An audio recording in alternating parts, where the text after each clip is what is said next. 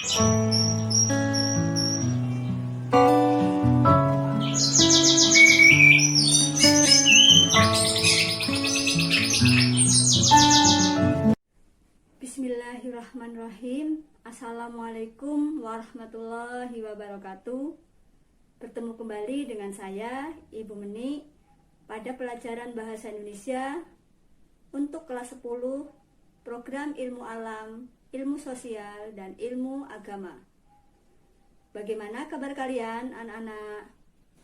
Mudah-mudahan dimanapun kalian berada, dalam keadaan sehat.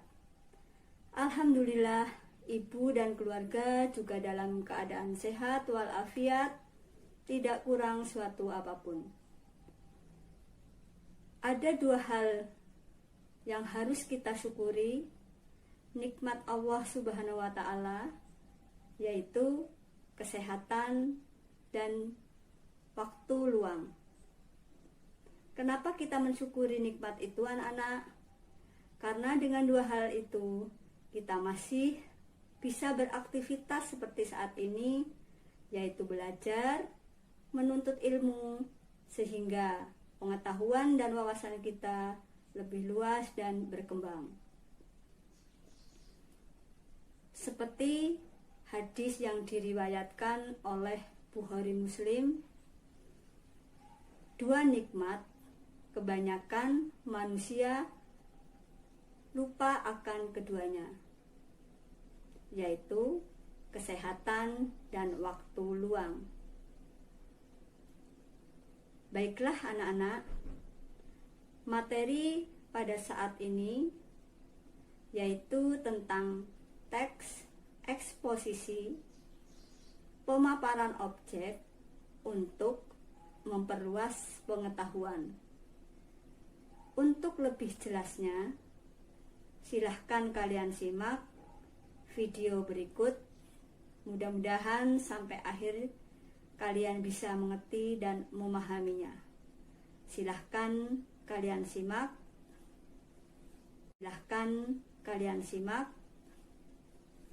Pemaparan objek untuk memperluas pengetahuan meliputi subbab A. Definisi, ciri dan jenis teks eksposisi. B. Identifikasi teks eksposisi. C. Pengembangan isi teks eksposisi. D. Struktur dan kebahasaan teks eksposisi. E. Penyusunan teks eksposisi. Masuk bagian A, definisi, ciri, dan jenis teks eksposisi. Selanjutnya Ibu jelaskan apa yang dimaksud dengan definisi eksposisi. Eksposisi merupakan paparan yang bertujuan memberitahu atau menerangkan sesuatu. Menurut Kamus Besar Bahasa Indonesia, eksposisi berarti uraian atau paparan yang bertujuan menjelaskan maksud dan tujuan dalam karangan. Menurut Garis Keraf, eksposisi atau pemaparan adalah salah satu jenis teks atau keterampilan bahasa secara efektif yang berusaha untuk menerangkan dan menguraikan suatu pokok pikiran. Selanjutnya, eksposisi memiliki ciri-ciri. A. Penjelasan pokok persoalan secara objektif, tidak ada unsur subjektif dan emosional. B. Gaya penulisan informatif. C. Teks memuat fakta. Adapun jenis-jenis eksposisi adalah 1. Eksposisi definisi, eksposisi analisis, eksposisi klasifikasi, eksposisi ilustrasi, eksposisi perbandingan atau pertentangan, dan eksposisi identifikasi. Anak-anak, demikian itu tadi mengenai definisi, ciri-ciri, dan jenis-jenis. Selanjutnya, bagian B, identifikasi teks eksposisi. Pada teks eksposisi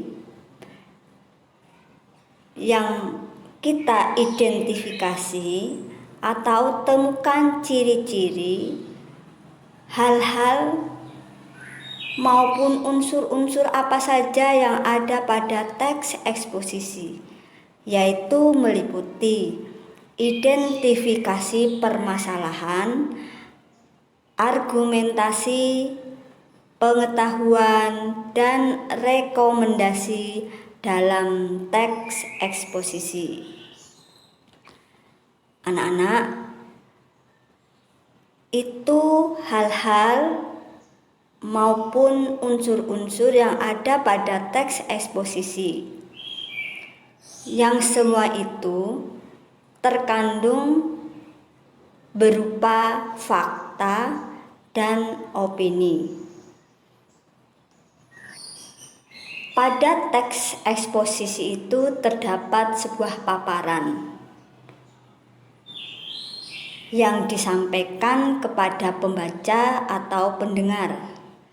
Salah satu cara menyampaikan paparan kepada pendengar adalah dengan cara berpidato. Dalam naskah pidato terdapat paparan yang berupa argumentasi dan rekomendasi. Argumentasi berisi pendapat yang dikemukakan dalam pidato, sedangkan rekomendasi merupakan kesimpulan yang disampaikan dalam pidato tersebut. Demikian tadi yang sudah Ibu sampaikan mengenai pengertian eksposisi, ciri-ciri, jenis-jenis eksposisi. Anak-anak sekalian, tadi kalian dengar Ibu sampaikan tentang pidato. Apa hubungannya pidato dengan teks eksposisi? Kalian tahu yang dimaksud dengan pidato? Pasti semua mengetahui apa itu pidato. Pidato itu merupakan salah satu keterampilan berbahasa yang disampaikan oleh seseorang kepada audien atau pendengar untuk menyampaikan suatu permasalahan atau objek yang tujuannya agar pembaca atau pendengar audien itu mengerti, memahami, memperoleh pengetahuan, memperoleh informasi tentang apa yang disampaikan oleh si penyampai pidato tersebut. Jadi dalam hal ini, pidato yang berupa teks pidato tersebut adalah salah satu contoh dari teks eksposisi. Karena apa? Karena pada pidato itu ada objek, ada permasalahan yang disampaikan, dan tujuannya agar pembaca atau pendengar audien itu memperoleh informasi, pengetahuan tentang objek tersebut. Objek tersebut itu dipaparkan, dijelaskan secara terperinci dan sejelas-jelasnya, yang di dalamnya juga terkandung opini maupun fakta.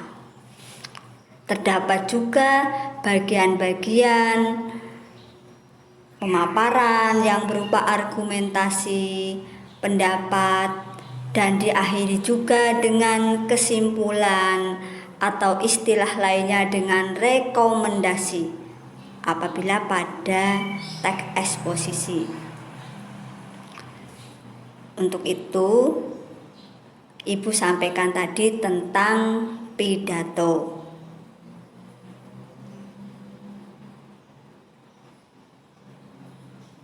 Berikutnya anak-anak, tadi apa kaitannya dengan pidato? Ibu sudah sampaikan. Dalam pidato maupun pada teks eksposisi itu terdapat sebuah fakta dan opini.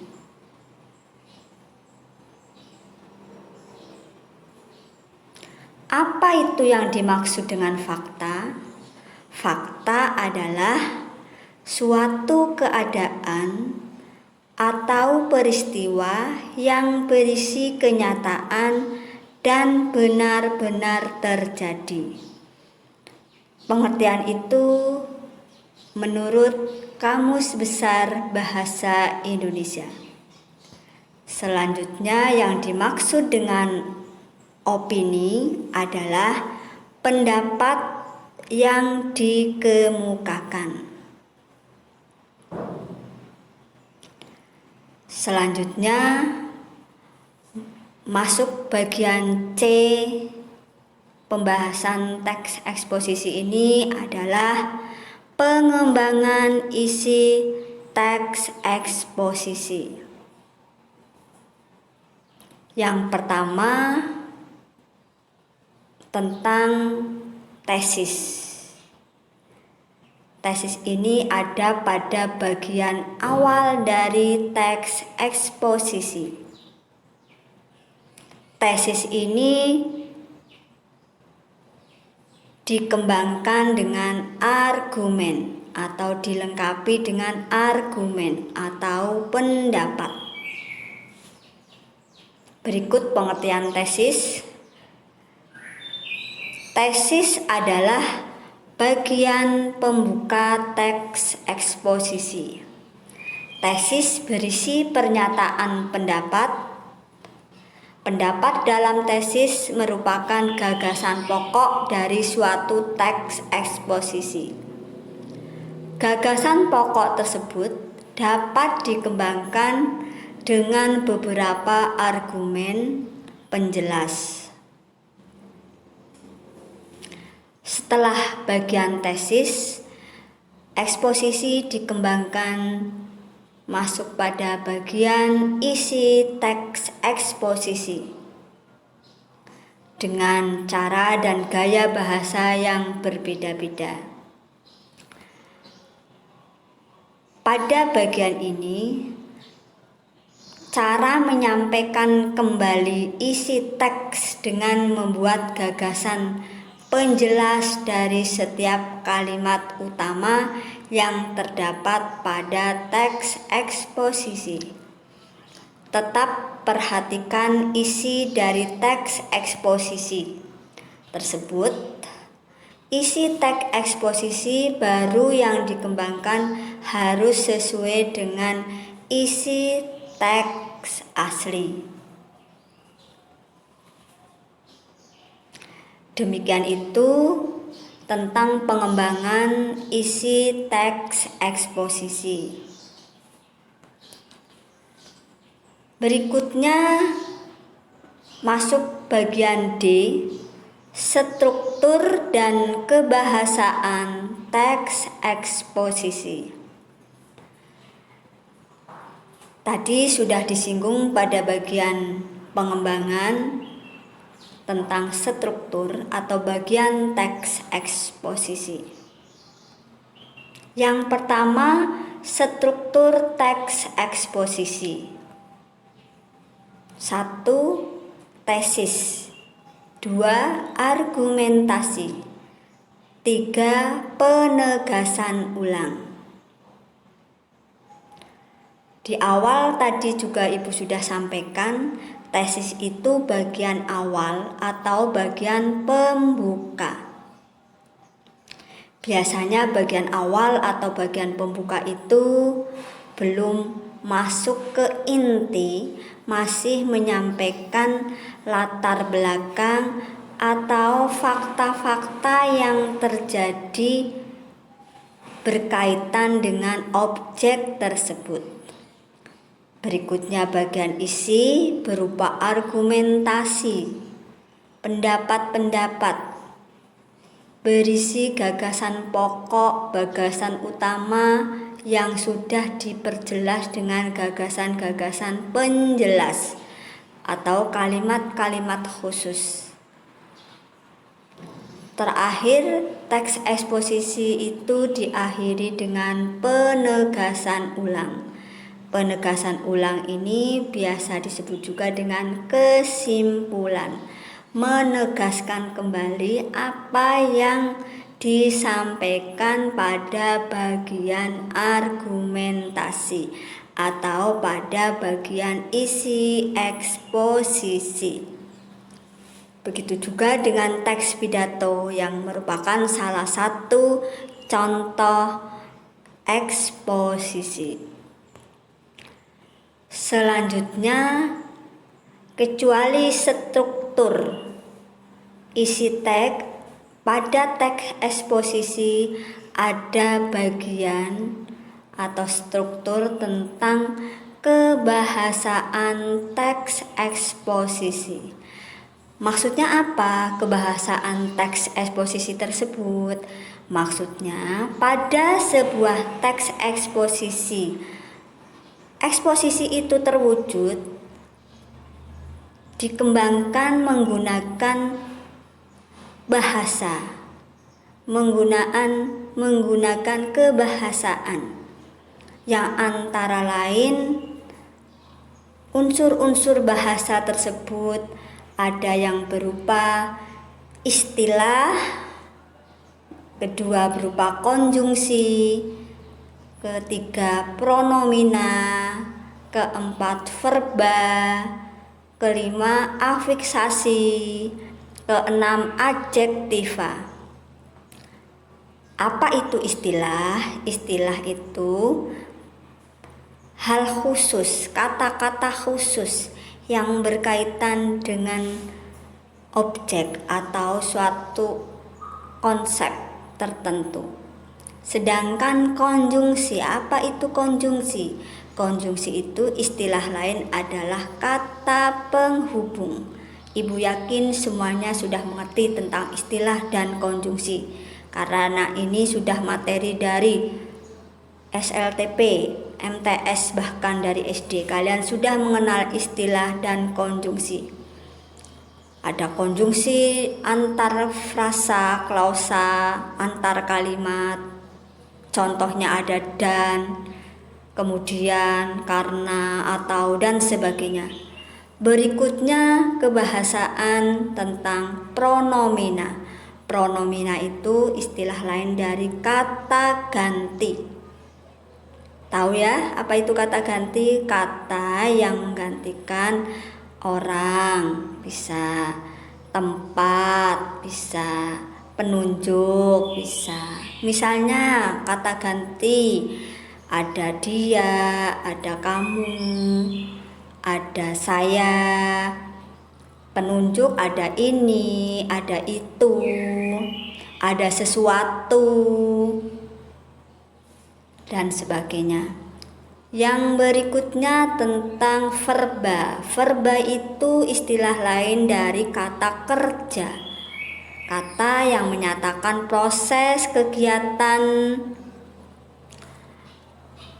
peristiwa, dan sebagainya. Contohnya melakukan, bekerja, menangis, membaca, melestarikan. Selanjutnya ada istilah afiksasi yang merupakan unsur kebahasaan juga.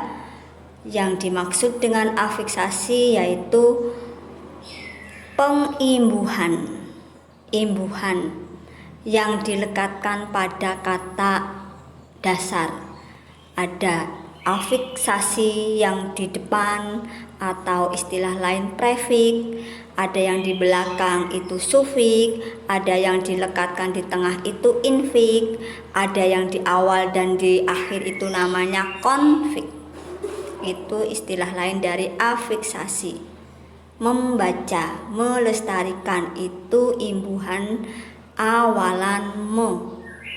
Dipelajari, dikerjakan itu awalan di, dan sebagainya. Yang terakhir adalah adjektiva. Adjektiva itu istilah lain kata sifat. Kata yang menerangkan, mensifati kata benda. Contohnya panjang, pendek, lama, baru, cantik, bersih, dan sebagainya. Bagian yang terakhir dari pembahasan teks eksposisi anak-anak adalah penyusunan teks eksposisi. Bagian E ya. Penyusunan teks eksposisi ini bisa kalian lakukan, kita lakukan apabila kita sudah memahami apa yang dimaksud dengan eksposisi, ciri-ciri hal-hal yang ada pada eksposisi, dan struktur kebahasaan yang digunakan pada teks eksposisi. Baru kalian nanti bisa menyusun teks eksposisi. Ada 2 tahap, yaitu langkah penyusunan teks eksposisi, yang kedua penyuntingan teks eksposisi. Langkah penyusunan teks eksposisi meliputi menentukan topik, 2. Menentukan tujuan penulisan, 3. Membuat kerangka teks, 4. Mengembangkan gagasan pokok dan gagasan penjelas, 5. Menulis teks eksposisi secara padu. Selanjutnya mengenai penyuntingan. Penyuntingan adalah kegiatan proses cara pembuatan menyunting. Kegiatan menyunting dapat dilakukan dengan membaca, mencermati, menambah, atau mengurangi isi teks. Kegiatan menyunting juga dapat dilakukan dengan memperbaiki kesalahan kebahasaan dan unsur-unsur yang kurang tepat dalam teks. Demikian tadi materi tentang teks eksposisi. Mudah-mudahan kalian bisa mengerti dan bisa memahami. Untuk lebih bisa memahami, kalian bisa membaca ulang, mendengarkan ulang video ini, maupun kalian bisa mencari referensi yang lain, misalnya buku LKS maupun buku paket yang sudah kalian peroleh atau kalian dapat. Apabila ada yang kurang mengerti atau kurang memahami, kalian bisa menghubungi ibu via WA ataupun yang lain. Untuk mengakhiri materi ini, marilah ibu sampaikan alhamdulillah. Mari kita menyampaikan